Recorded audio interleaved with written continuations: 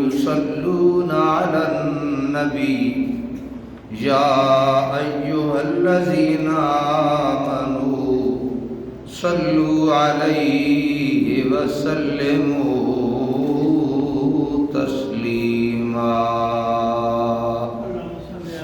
اللهم صل على محمد وعلى آل محمد وبارك وسلم وصل عليه الصلاة والسلام عليك يا سيدي يا رسول الله وعلى آلك وأصحابك يا حبيب الله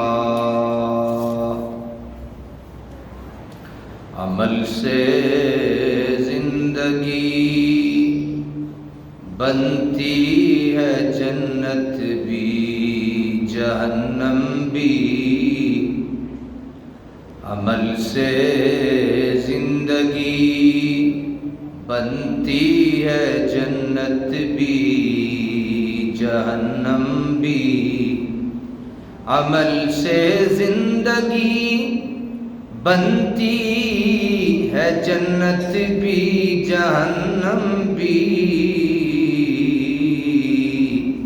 یہ خاکی اپنی فطرت میں نہ نوری ہے نہ ناری یہ خاکی اپنی فطرت میں نہ نوری ہے نہ ناری حمد و ثنا کے بعد نہایت ہی واجب الاحترام بزرگوں، دوستوں، عزیز ساتھیوں، اللہ جل مجدہ کا احسان عظیم ہے کہ اس ذات وحدہ لا شریک نے اپنے نورانی گھر میں بیٹھ کے کچھ بھلے اور خیر کی باتیں سننے سنانے کا موقع عطا فرمایا ہے۔ حضرات محترم، دن بدن ہمارا معاشرہ پستی کا شکار ہو رہا ہے۔ آئے روز جنسی تشدد کی داستانیں ہمارے کانوں تک پہنچ رہی ہیں۔ جب بھی صبح اٹھیں، اخبار کھولتے ہیں، اس پہ عصمت دری،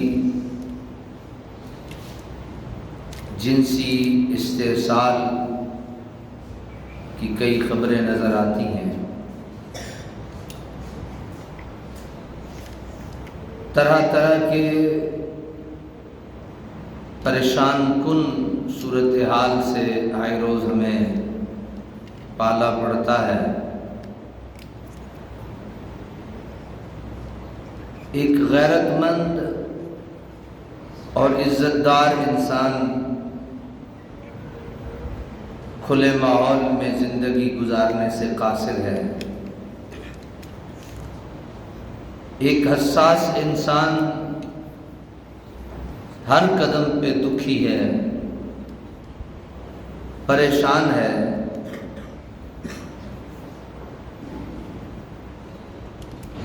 ہمیں ان پریشانیوں کا، ان دکھوں کا اور ان تکالیف کا حل ڈھونڈنا چاہیے۔ آئیے قرآن مجید فرقان حمید میں اس کی مدد لیتے ہیں اور آج ہم یہ دیکھنے کی کوشش کرتے ہیں کہ یہ جو جنسی زیادتی ہے اس کی روک تھام کیسے کی جا سکتی ہے۔ اللہ تعالیٰ نے قرآن مجید فرقان حمید میں سورہ روم ہے، آیت نمبر 41 ہے۔ ارشاد فرمایا ظہر الفساد فی البر والبحر، خشکی اور تری میں لوگوں کے اعمال کے سبب سے فساد پھیل گیا ہے۔ پھر توجہ چاہوں گا، ارشاد فرمایا ظہر الفساد فی البر والبحر بما کسبت ایدی الناس، کہ خشکی اور تری میں لوگوں کے اعمال کی وجہ سے فساد پھیل گیا ہے۔ یہ جو خشکی اور تری میں فساد ہے وہ لوگوں کے اپنے عملوں کی وجہ سے ہے، یہ رب کا قرآن کہہ رہا ہے۔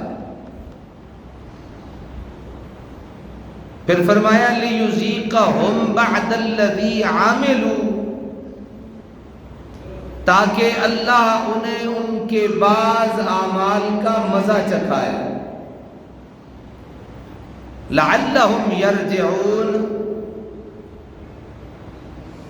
ان کا بدعمالیوں کا مزہ چکھنے کے بعد، یہ مزہ اس لیے اللہ چکھا رہا ہے لعلہم یرجعون، تاکہ وہ باز آ جائیں، تاکہ وہ کیا ہو جائے، باز آ جائیں۔ یہ جتنا بھی فتنہ فساد پھیل رہا ہے یہ لوگوں کے اپنے اعمال کی وجہ سے پھیل رہا ہے۔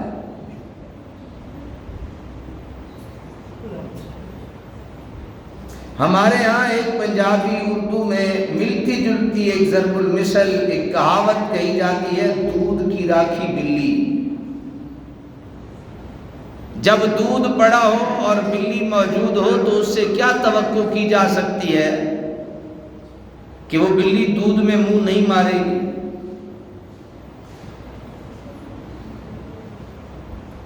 تو حضرات، میں بڑی محبت اور بڑے درد سے یہ عرض کر رہا ہوں کہ اللہ تعالیٰ نے اپنے کلام میں کھلے لفظوں یہ ارشاد فرما دیا ہے کہ خشکی اور تری میں جو فساد ہے یہ فساد لوگوں کے اپنے عملوں کی وجہ سے۔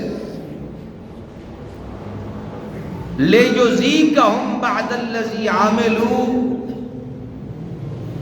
اس فساد کی وجہ سے، یعنی اس فساد کے ساتھ اللہ تعالیٰ ان بندوں کو عذاب نہیں مزہ چکھانا چاہتا ہے،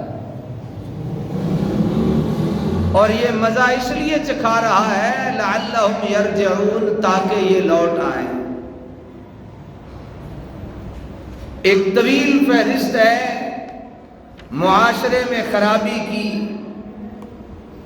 جن میں پہلی جو خرابی ہے وہ ہمارا خاندانی نظام، اس کی ناکامی ہے۔ ہماری جو دوسری فساد کی جڑ ہے وہ شراب نوشی ہے۔ تیسری یہ پورنوگرافی ہے، اور چوتھی اور اہم ترین کو ایجوکیشنل سسٹم ہے، اور کو ایجوکیشنل سسٹم میں فرینڈشپ ہے کہ یہ ہماری گرل فرینڈ ہے اور یہ ہمارا بوائے فرینڈ ہے۔ آغاز بے غیرتی اور بے حیائی کا یہیں سے ہو جاتا ہے۔ آگے میں ایک بڑے درد سے ایک بات عرض کرنا چاہوں گا۔ میں کچھ عرصہ جب صحت کچھ ٹھیک ہوتی تھی تو ریس کورس گراؤنڈ میں واک کے لیے اور ایکسرسائز کے لیے جایا کرتا تھا۔ تو ایک دن میں ایک دروازے سے داخل ہوا تو میرے آگے ایک فیملی تھی، ماں باپ اور ان کی بیٹی۔ جب وہ اندر ٹریک پہ جانے لگے تو اچانک دائیں طرف سے ایک لڑکا آیا اور انہوں نے اپنی بیٹی کو چھوڑ دیا کہ جاؤ تم اپنے فرینڈ کے ساتھ جاؤ۔ وہ دن اور آج کا دن ہم نے ریس کورس گراؤنڈ میں جانا ہی چھوڑ دیا۔ آپ کو شاید میرے منہ سے یہ باتیں اچھی نہ لگ رہی ہوں، آپ کو میڈیا سے یہ باتیں بہت اچھی لگتی ہیں، لیکن آؤ ذرا رب کا قرآن بھی سنو، رب کا قرآن کیا کہتا ہے۔ میں نے سورہ روم کی آیت کو کوٹ کیا ہے، فرمایا ظہر الفساد فی البر والبحر بما کسبت ایدی الناس، کہ اللہ تبارک و تعالیٰ جو خشکی اور بری میں فساد ہے، جو بگاڑ ہے، وہ کسی اور وجہ سے نہیں ہے بلکہ لوگوں کے اپنے عملوں کی وجہ سے ہے۔ اور یہ جو فساد پیدا ہوتا ہے یہ اللہ کیوں پیدا کرتا ہے؟ لِيُذِيقَهُمْ بَعْدَ الَّذِي عَمِلُوا، تاکہ لوگ اس کا مزہ چکھیں اپنے اعمال کی وجہ سے۔ اور اللہ مزہ کیوں فساد کا چکھانا چاہتا ہے؟ لَعَلَّهُمْ يَرْجِعُونَ، تاکہ یہ سارے کے سارے ان کاموں کی وجہ سے کاموں سے باز آ جائیں۔ ہمارے ہاں جو اگلا فساد ہے وہ نیم عریاں لباس ہے۔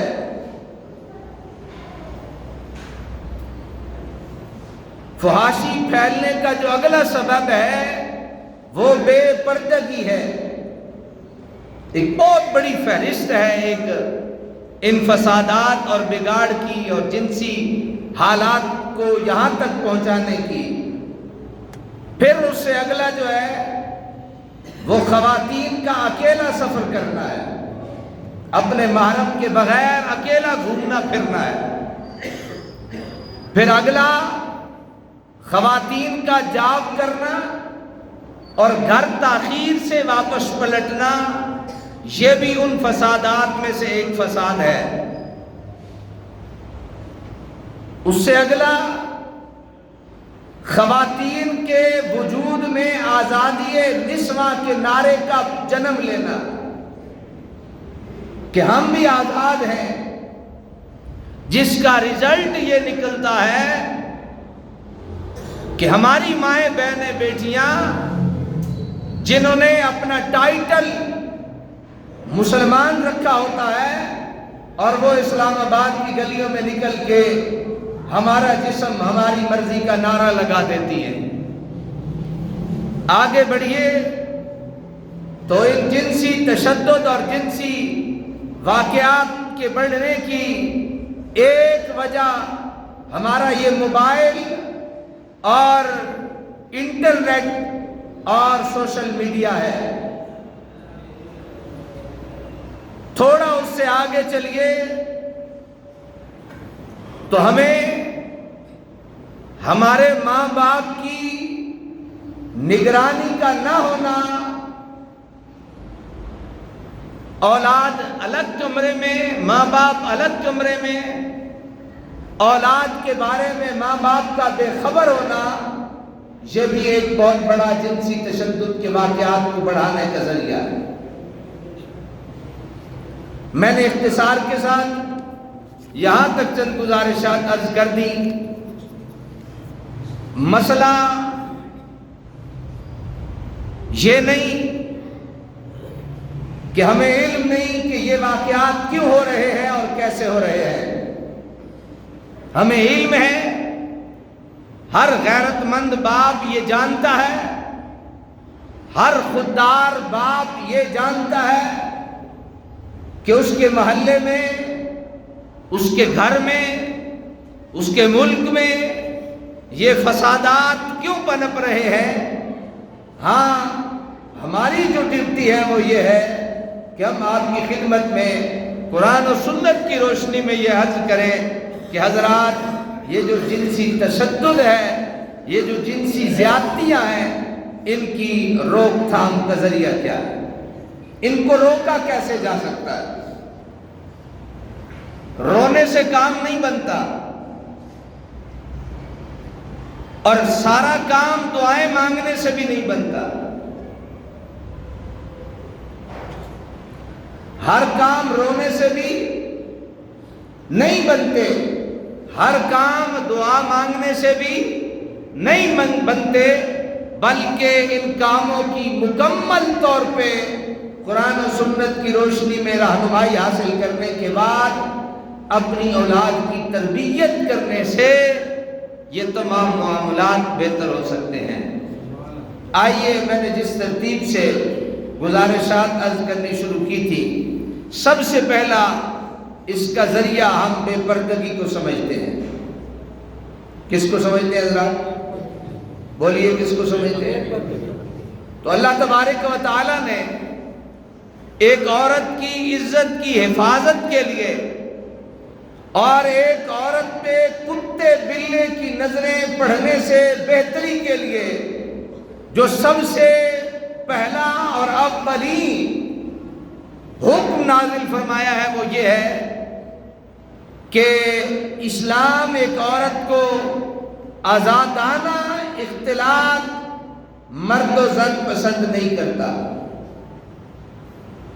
چاہے وہ قبرستان میں ہی کیوں نہ ہو، چاہے وہ فوتیدگی میں ہی کیوں نہ ہو، چھ جائے کہ کوئی خوشی میں، شادی بیاہ میں اکٹھے ہوں اور رنگ رلیاں منا رہے ہوں، ہمارا اسلام مرد اور عورت کے اکٹھا ہونے کو پسند نہیں کرتا۔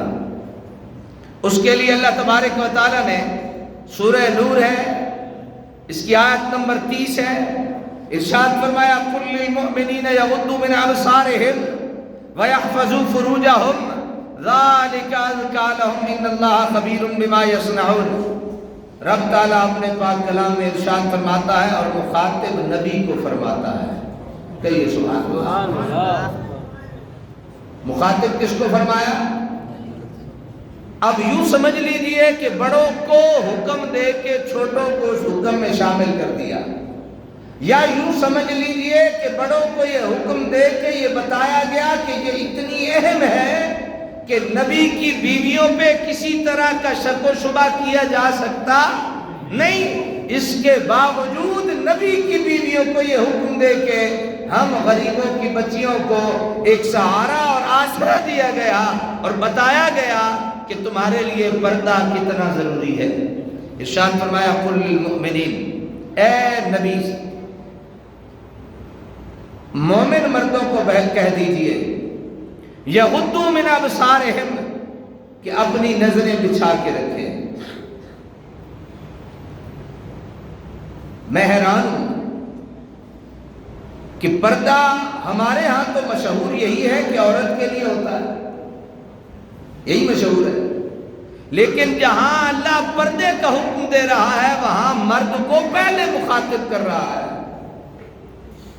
کہا یہ جا رہا ہے کہ اے مرد، تم بھی اپنی آنکھوں کو بچھا کے رکھ، اور پھر وَيَحْفَظُوا فُرُوجَهُمْ، اور اپنی شرمگاہوں کی حفاظت بھی کر، ذَلِكَ أَزْكَىٰ لَهُمْ، پروردگار عالم ارشاد فرماتے ہیں یہ ان کے لیے زیادہ پاکیزہ طریقہ ہے۔ آنکھوں کو نیچے رکھیے، اپنی شرمگاہ کی حفاظت کیجئے۔ اور میں نے یہ آپ کو حضرت امام شافعی کے حوالے سے عرض کیا تھا اور کئی بار عرض کر چکا ہوں کہ حضرت امام شافعی کو 30 سپارے یاد تھے۔ اچانک سے ایک دن حضرت امام شافعی شکایت کرنے لگے اپنے استاد وکی سے، شکوت الی وکی سوء حفظی، کہ امام شافعی فرمانے لگے کہ اے میرے وکی استاد، مجھے 10 سپارے بھول گئے ہیں، مجھے 10 سپارے بھول گئے ہیں۔ تو حضرت وکی نے امام شافعی کو فرمایا کہ یہ سارا وبال 10 سپارے بھولنے کا تیری بد نظری کی وجہ سے ہوا ہے۔ حضرت امام شافعی فرماتے ہیں میں نے جان بوجھ کے کسی پہ بد نظری نہیں کی۔ ایک دن ایک خاتون جا رہی تھی اور اس کی پنڈلی ننگی تھی، جان بوجھ کے نہیں، انجانے میں میری نگاہ اس کی پنڈلی پہ پڑ گئی۔ اللہ تعالیٰ نے یہ سزا دی کہ مجھ سے 10 سپارے میرے جسم سے اور میرے دل سے نکال کے مجھے بلا دیے گئے۔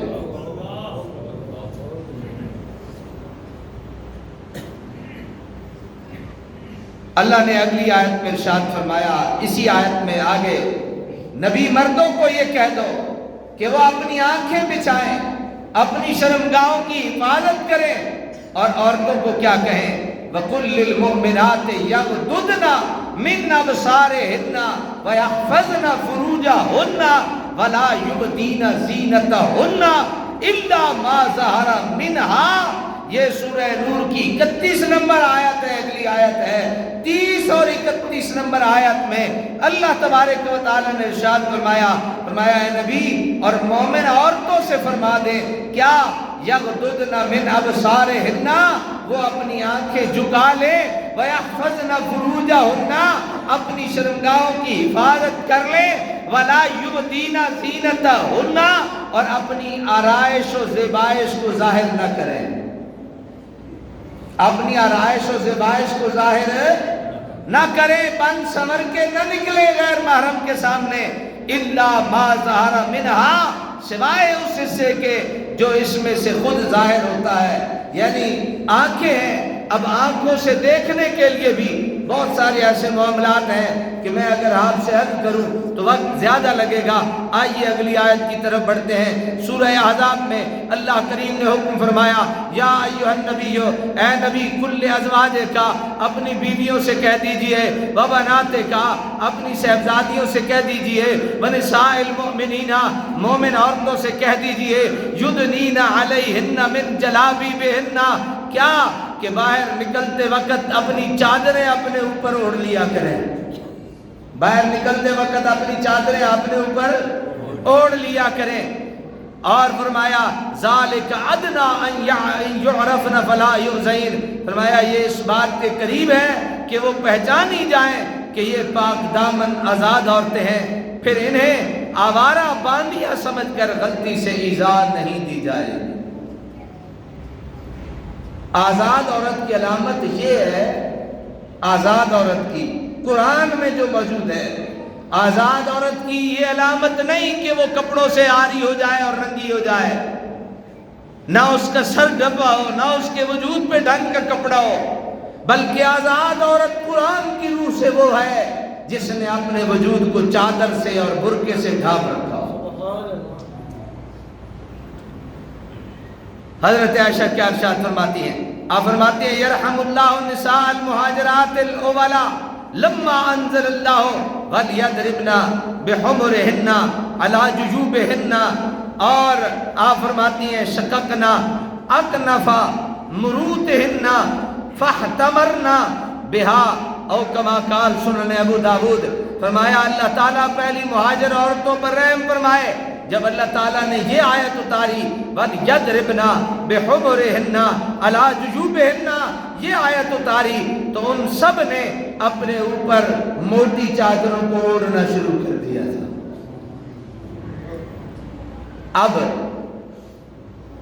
اگلا مرحلہ، پہلا مرحلہ ہے کہ اپنے آپ کو لباس میں پردے میں رکھیں، اگلا مرحلہ ہے لباس ڈھنگ کا پہنے۔ اگلا مرحلہ کیا ہے؟ لباس ڈھنگ کا پہنے۔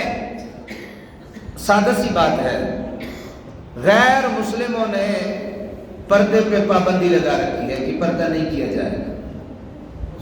اگر غیر مسلم پردے پہ پابندی لگا سکتا ہے تو ہمارا ملک پردے یعنی پردہ کرنے پہ پابندی نہیں لگا سکتا کہ تم نے پردہ کرنا ہے۔ باہر جو عورت نکلے گی اس کو پردے میں ہونا چاہیے، وہ پردے سے منع کرنے پہ پابندی لگا سکتے ہیں، تو ہمارا ملک اتنا گیا گزرا ہے کہ یہ پردے پہ کہ تم پردہ کر کے باہر نکلو، بغیر برقعے کے کوئی خاتون باہر نہ نکلے۔ حضرت ابو ہریرہ رضی اللہ تعالیٰ عنہ یہ جو نیم عریاں لباس پہن کر ہماری مائیں بہنیں بیٹیاں باہر نکلتی ہیں، ان کو جہنم کی وعید ہے۔ اگر کوئی مرد اپنی ماں بہن بیٹی کو نیم عریاں لباس پہنتے دیکھ کے اپنی مردانگی کا اظہار کرتے ہوئے انہیں اچھے لباس کی طرف متوجہ نہیں کرتا تو جہنم میں وہ بھی جائے گا۔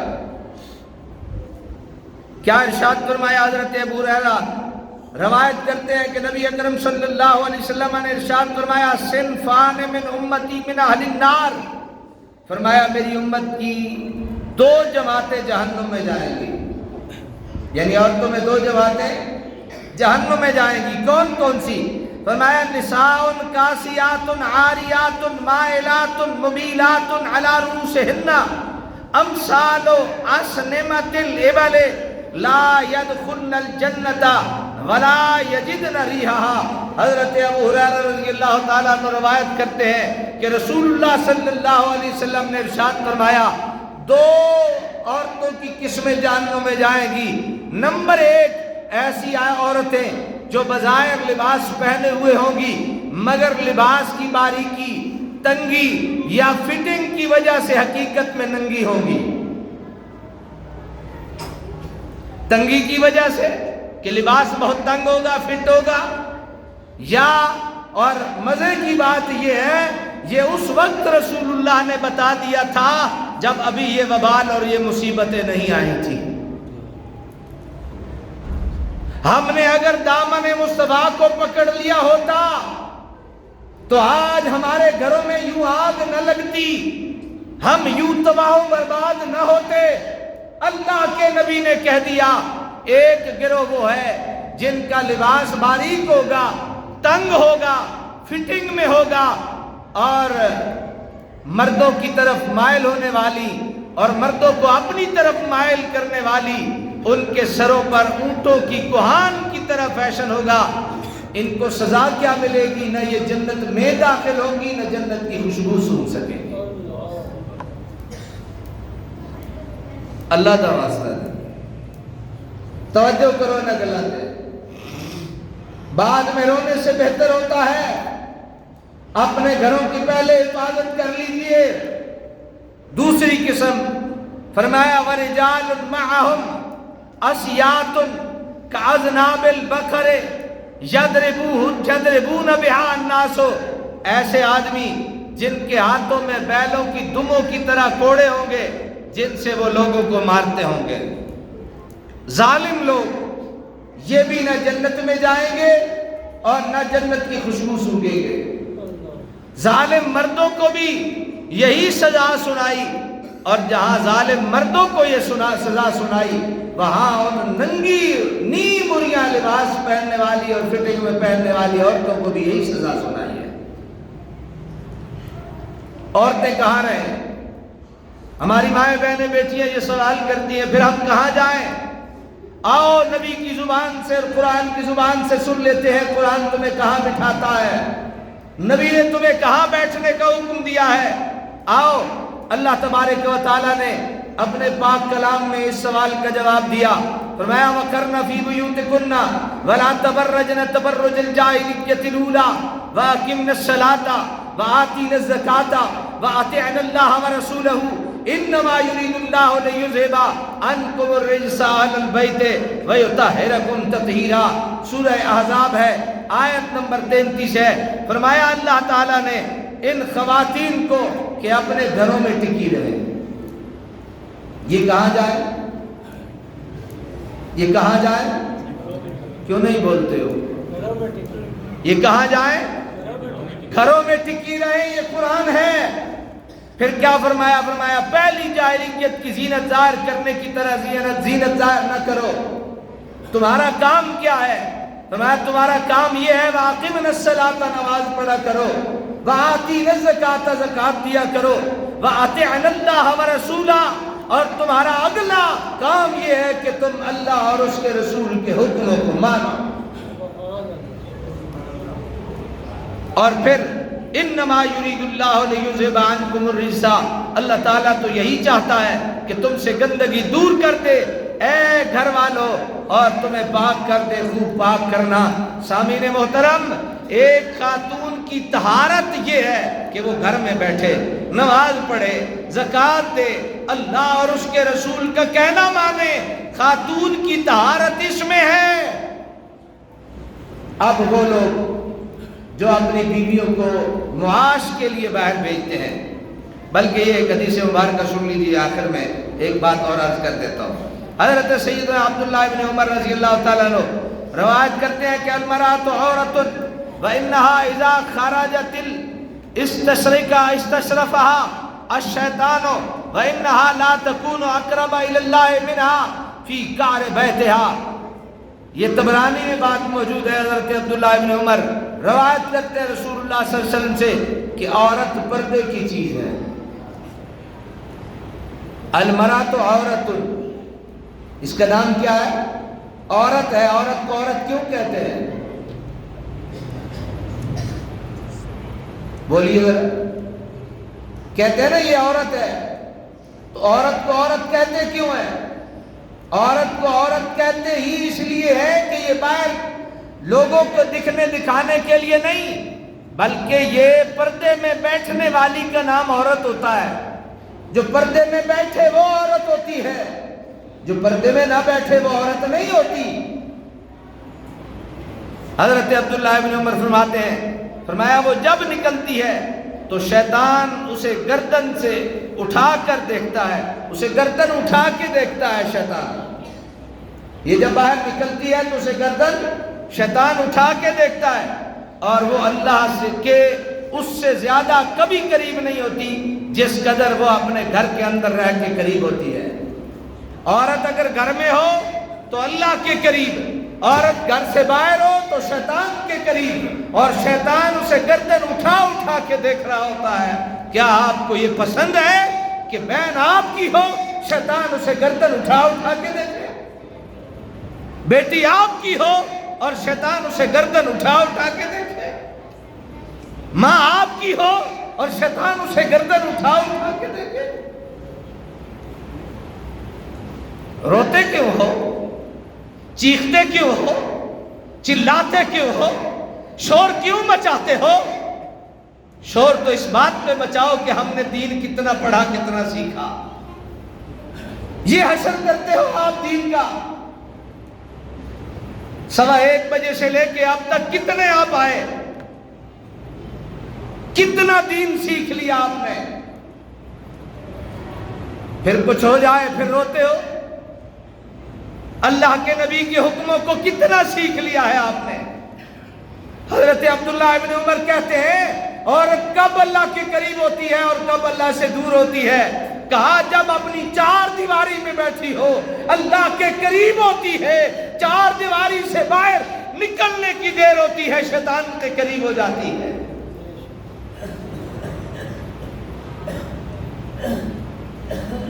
لعن اللہ الناظر والمنظور الیہ. اللہ کے نبی کا فرمان لعنت ہے اس پہ. کس پہ؟ الناظرہ، دیکھنے والے پہ بھی لعنت ہے، والمنظور الیہ، اور جو اپنے آپ کو اتنا بنا سوار کے باہر نکلے کہ لوگ اس کی طرف متوجہ ہوں، فرمایا اس دیکھنے والے پہ بھی لعنت ہے، دکھانے والی پہ بھی لعنت ہے.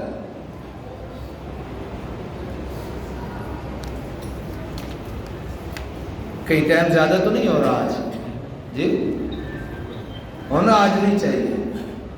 کچھ تھوڑے سے بدلو اپنے آپ کو، تھوڑا سا بدل لو، تھوڑا سا بدل لو. بیٹیاں سب گھروں میں، بہنیں سب گھروں میں، مائیں سب گھروں میں، کسی نہ کسی روپ میں ایک فرشتہ ہر گھر میں موجود ہے. اس فرشتے کی قدر کرو،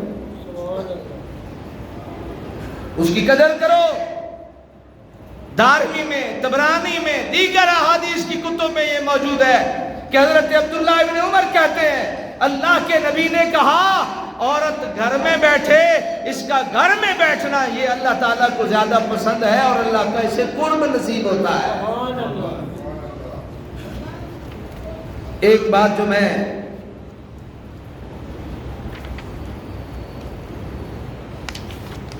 ہمارا معاشرہ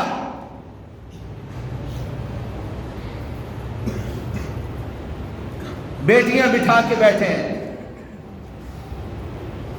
اوور ایج ہو رہی ہیں، عمریں بڑھ رہی ہیں. کون ہے جس کے من میں شہوت نفسانی نہیں ہوتی؟ جب ٹھیک طریقے سے پوری نہیں ہوتی پھر غلط طریقہ اختیار کر لیا جاتا ہے. نہیں ہوتا ایسا؟ بھوکا ہے، بھوک لگی ہے، کئی دن سے کچھ نہیں کھایا، پھر چوری کر کے کھاتا ہے، اور جب شہوات انسانی صحیح طریقے سے پوری نہیں ہوتی پھر غلط طریقے سے پوری ہوتی ہے۔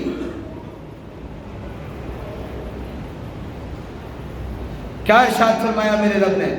فرمایا وَأَنكِحُوا الْأَيَامَ مِنكُمْ وَالصَّالِحِينَ مِنْ عِبَادِكُمْ وَإِمَائِكُمْ أَن يَكُونُوا فُقَرَاءَ يُغْنِهِمُ اللَّهُ مِنْ فَضْلِهِ وَاللَّهُ وَاسِعٌ عَلِيمٌ۔ حضرات، وجود میں دل ہمارا بھی ہے، ہمیں بھی ان معصوم کلیوں کے لٹنے کی درد اور تکلیفیں ہوتی ہیں،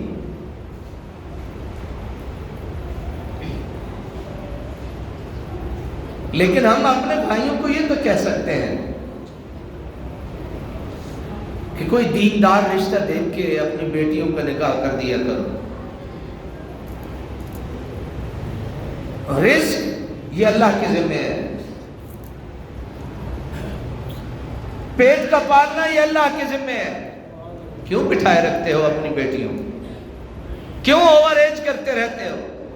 کیوں انہیں گناہوں کی زندگی میں جو ہے وہ جانے پہ مجبور کرتے رہتے ہو؟ فرمایا وَأَنكِحُوا الْأَيَامَ مِنكُمْ، اور اپنے میں سے بے نکاح مردوں عورتوں کا نکاح کرو، یہ اللہ کا حکم ہے۔ جو بے نکاح مرد ہیں اور عورتیں ہیں ان کا نکاح کرو، اور اپنے غلاموں اور اپنی لونیوں سے جو نیک ہیں ان کا بھی نکاح کرو۔ إِن يَكُونُوا فُقَرَاءَ يُغْنِهِمُ اللَّهُ مِنْ فَضْلِهِ، اگر وہ محتاج ہوں گے تو اللہ انہیں اپنے فضل سے غنی کر دے گا۔ وہ جواب آ گیا جو ہمارے معاشرے کا ایک سوال ہے کہ جناب ہم رشتہ وہاں کریں گے جہاں کوٹھیاں ہوں گی، وہاں کریں گے جہاں گاڑیاں ہوں گی، وہاں کریں گے جہاں گورنمنٹ کی جابز ہوں گی۔ اللہ کہتا ہے ان یکونوا فقراء یغنہم اللہ، اے اللہ کے بندو، اللہ کا قرآن بول بول کے یہ کہتا ہے اپنے دماغ کو پیچھے چھوڑو۔ اللہ یہ کہتا ہے نکاح کر دیا کرو، وہ فقیر ہوئے غنی کرنا میں رب کا کام، سبحان اللہ، انہیں امیر کرنا میں رب کا کام ہے، انہیں امیر کرنا میں رب کا کام ہے۔ حضرات محترم، وقت بہت زیادہ ہو گیا، انشاءاللہ تعالی العزیز میں کوشش کروں گا اسی گفتگو کو آگے بڑھانے کی، اور آپ سے ترلا کروں گا ویلے نہ آ جایا کرو، ایک دن کم از کم وقت سے تشریف لے آیا کرو۔ وآخر دعوایا ان الحمدللہ رب العالمین۔